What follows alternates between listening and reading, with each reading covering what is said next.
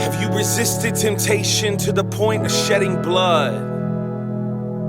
Have you endured persecution to the point of giving up?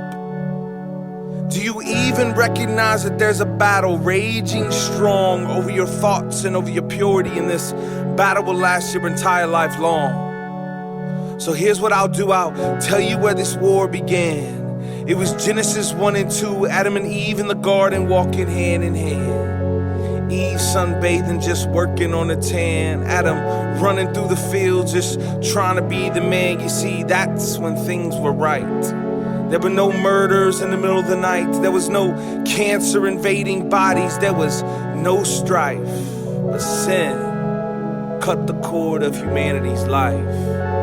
You see, in Genesis 3, Adam and Eve believed the lies that to this day are still robbing you and I. Here are the lies: that we are our own purpose, that life exists only on this surface, that love, joy, honor, that we deserve it. You see, we're still listening to the serpent.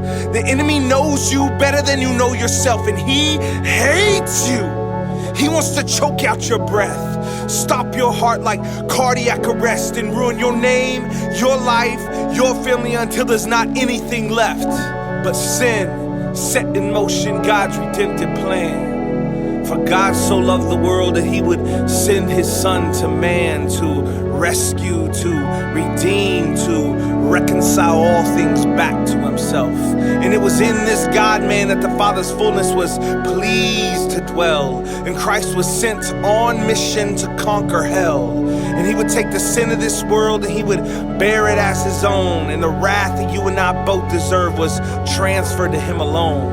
And like a lamb led to slaughter, our Savior didn't make a sound, wearing whiplashes as a robe and thorns as a crown, carrying his cross all the way across town. And with his arms outstretched he hung, blood and water flowing down.